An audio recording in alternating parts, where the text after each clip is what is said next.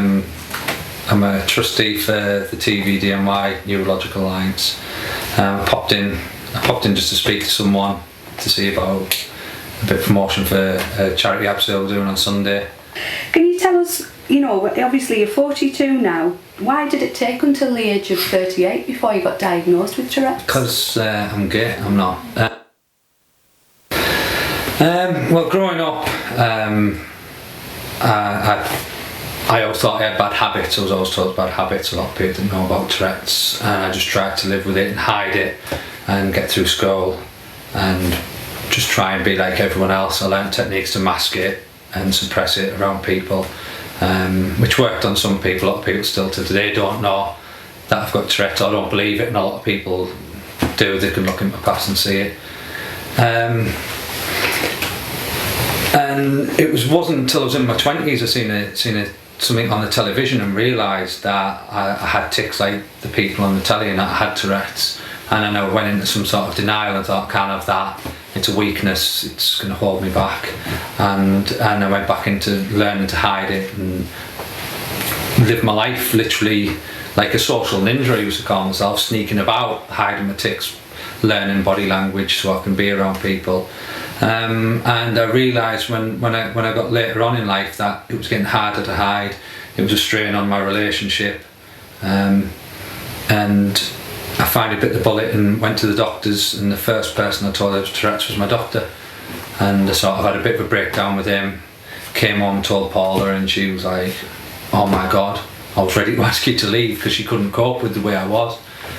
And I ended up spending a lot of time on my own, isolating myself from the family and getting involved when I could. But then I had my obsessional side, was what Paula said was the hardest, that I had to know what everyone was doing all the time.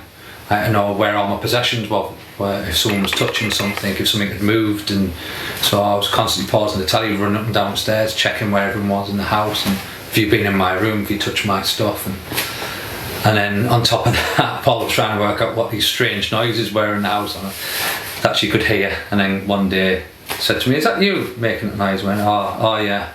And it was just, so it was like on a night in the dark, she did noises that like a giant mouth. I have a noise like a tick that's like a squeaky noise, which confused you for a while as well. I know with school I found I was more drawn to people like myself who were hyperactive, troublesome people, getting into trouble, like going out and getting involved with stuff. But at school it was hard, obviously finding out I've got ADHD as well, and a defiance disorder. Trying to learn at school was really hard, trying to be still and be quiet. Obviously I was suppressing tics the best I could, as well as having ADHD. Few teachers were alright, but then I had teachers that just couldn't cope with me. And I had a few incidences at school. I got put on isolation for a long period of time where I wasn't allowed around other pupils. I was even at dinner times and that, and then I'd be back out. And there was one instant I remember we were walking through school, and I think I clipped some kid round the back of the head. Obviously knowing now it was a tic, because I wasn't nearly a tic coming out there. And the teacher put me to one side, and I have a lot of facial tics, and when I'm sometimes in a situation where people are staring at me, my eyes roll, so I put my head down. The teacher told me, you look at me when I'm talking to you, so when I did, my eyes rolled, and I actually got a slap for rolling my eyes at the teachers. And I put my head back down, and she started shouting at me again, so I just burst out. After that, I was walking past the school one night, and whatever kicked in, I put a few windows out at school and got in a lot of trouble. But I've always been an honest person. If I've done something, I just say it. Whenever I've ticked at the police, most of them I get a reaction and they're interested to understand. You've just got to give people a chance to understand. I carry an ID card that has my picture on, says I've got Tourette's, and on the back it gives a brief description of some of the problems I can have, because I also have like sensory issues as well as Tourette's, so if someone's too close to me or grabs hold of me, it can trigger me off as well.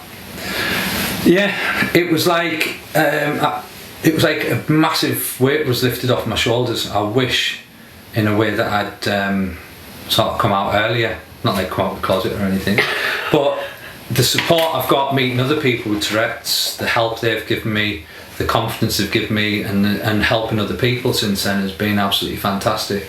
It's like before that I was walking around holding my breath. It's like holding your breath constantly, and it's like you've got these demons inside, you feel tortured, and now I can let it out, and I don't feel embarrassed anymore like I used to. I couldn't even say the word Tourette's in the past, but now I can approach people. And most of the people that I engage with are outside of Teesside, but I am aware there's a lot of people with Tourette's within the Teesside area, and for whatever reason they don't seem to be engaging with support groups.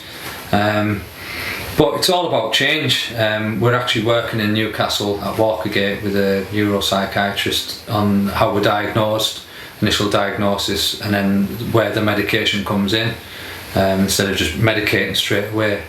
Looking at alternatives, because I don't use medication. I go to the gym and I do photography. I try and do other things to keep myself right. But it's all about raising awareness, more and more people understanding what Tourette's is about, because some of the documentaries, obviously they're edited and they don't portray the full picture, that we can be quiet at times, we can suppress our tics. You're not always going to see us walking around swearing and shouting or ticking, or we don't constantly tick. Well, thank you very much for talking and being so open about Tourette's, and hopefully it will help more people come forward. Yeah, thank you very much. Thank you very much. Yeah. Cheers. Great.